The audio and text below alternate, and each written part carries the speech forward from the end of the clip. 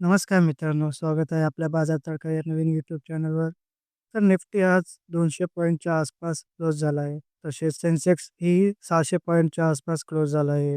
उदाहरणार्थ आज market bearish होता. तर आज आपण काही टॉपिकवर चर्चा करणार आहोत. तर आज आय जी एल म्हणजे इंद्रप्रसाद गॅस लिमिटेड यासाठी पॉझिटिव्ह न्यूज समोर आली आहे. तर आय जी एलने सौदी अरेबियाकडून नॅचरल गॅस डिस्ट्रिब्युशन नेटवर्कचा टेंडरसाठी अप्लाय केला होता. त्यात ते यशस्वीरित्या क्लिअर झाले आहे. तसेच मास कन्स्ट्रक्शन कंपनीसोबत पार्टनरशिपही केली होती, ज्यामुळे कंपनीला क्वालिफिकेशन प्रोसेसमध्ये सहभाग होता आला. तर आता पुढे काय? तर आय जी एल आता कॉम्पिटिशन स्टेजमध्ये जाणार आहे. आय जी एलला हा टेंडर मिळाला तर इंटरनॅशनल बिझनेस ग्रोथसाठी एक मोठी अपॉर्च्युनिटी आय जी एलला मिळू शकते. पण आज शेअरमध्ये फारसा मोठा रिएक्शन दिसला नाही. पण पुढे दिसण्याची शक्यता आहे. तर next topic. Tata power renewable एनर्जीने एक महत्त्वाची घोषणा केली आहे. कंपनीने आंध्र प्रदेशमध्ये 10 गिगावॉट सोलर इनॉट आणि वेफर मॅन्युफॅक्चर फॅसिलिटी उभी केली आहे. ज्यात 650 कोटीची गुंतवणूक केली आहे.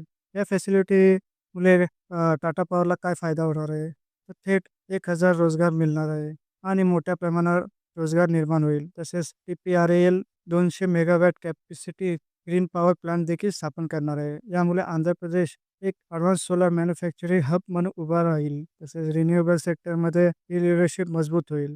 आता पाहूया पुढच्या टॉपिककडे. तर ओला इलेक्ट्रिक संदर्भात एक महत्त्वाची अपडेट आली आहे. ती म्हणजे सॉफ्टबँकने ओला इलेक्ट्रिकमधील आपला हिस्सा कमी केला आहे आणि त्याची स्टेक 13.53% इतकी राहिली आहे. तसेच सॉफ्टबँकने ही विक्री ओपन मार्केट सेलद्वारे केली आहे, म्हणजे शेअर बाजारात थेट शेअर्स विकले गेले आहे.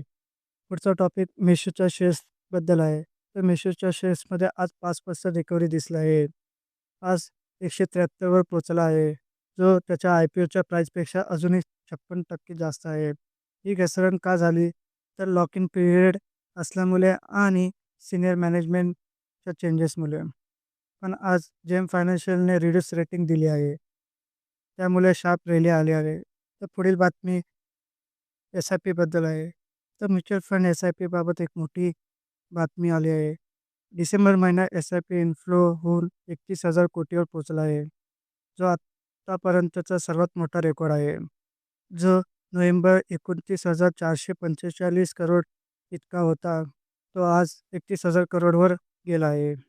ही एस-आय-पीसाठी एक महत्त्वाची गोष्ट आहे, की डिसेंबरमध्ये 60 लाखाहून अधिक नवीन एस-आय-पी सुरू झाले आहेत. आणि शेवट लास्ट आजच्या IPOबद्दल, जो BCCL आज ओपन होऊन 30 मिनिटात फुल्ली सबस्क्राईब झाला आहे. तसेच त्याचा GMP खाली येऊन सुद्धाही लोकांचा प्रतिसाद मिळत आहे.